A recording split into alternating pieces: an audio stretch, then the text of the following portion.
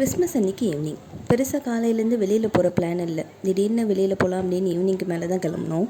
கொஞ்சம் groceries, fruits, வெஜிடபிள்ஸ்லாம் வாங்க வேண்டியிருந்தது. அதே மாதிரி பசங்களுக்கு லீவுங்கிறதுனால ஸ்நாக்ஸ்லாம் வேணும்னு கேட்டுட்டு இருந்தாங்க. அதனால் எல்லாமே வாங்கலாம் அப்படின்னு பக்கத்தில் இருக்க மாலுக்கு தான் போயிருந்தோம். ரொம்ப நாள் கழித்து வீடியோக்கு வாய்ஸ் ஓவர் கொடுக்குறேன். சீசனல் கோல்டு காஃப் இருக்கிறதுனால வாய்ஸுமே கொஞ்சம் ஒரு மாதிரி தான் இருக்குது. ஒவ்வொரு வாட்டி கடைக்கு போகும்போதும் பார்த்திங்கன்னா புதுசான நிறைய ஐட்டங்களை குவிச்சு வச்சுருப்பாங்க. நமக்கு பார்க்கறதுக்கே ஆசையாக இருக்கும். ஆசையாக மட்டும் இருக்காது, ஏதாவது ஒரு 4 ஐட்டம் வாங்கிட்டு வீட்டுக்கு வந்தால் தான் நமக்கு தூக்கமே வரும். பட் நம்ம அம்மா காலத்துலலாம் பார்த்திங்கன்னா ஒரு பொருள் வாங்கினாங்கன்னா அதை வருஷக்கணக்காக வச்சு யூஸ் பண்ணிகிட்டே இருப்பாங்க. அவ்வளோ சீக்கிரத்தில் தூக்கி போடவே மாட்டாங்க. ஆனால் நம்மலாம் அப்படி இல்லை. அட்லீஸ்ட் மாதத்துக்கு ஒரு தடவையாவது நமக்கு கிச்சனுக்காவது ஒரு புது பொருள் வாங்கினா தான் நமக்கு சந்தோஷமாக இருக்கும். Kinder Joy Clays. Clayவா? ஆமா. Show me.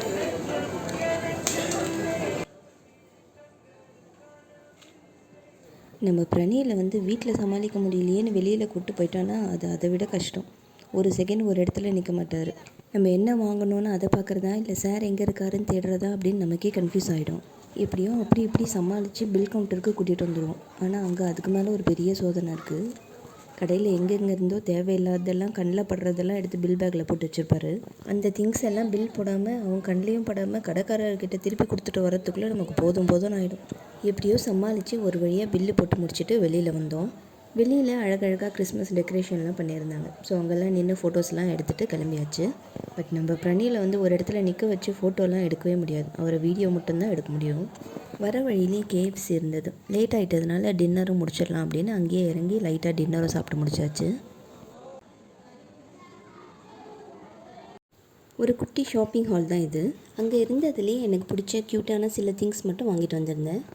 சும்மா போர் அடிக்குது, வெளியில் போகலாம் அப்படின்னு கிளம்பி வந்துட்டு கிராசரிஸ் வாங்கணும், ஃப்ரூட்ஸ் வாங்கணும் அப்படின்னு அதெல்லாம் பார்த்துட்டு இருந்துட்டு கடைசியில் இதெல்லாம் தான் வாங்கிட்டு வந்தியா அப்படின்னு அன்றைக்கி நைட் ஃபுல்லாக அவர் சொல்லிகிட்டே இருந்தார்.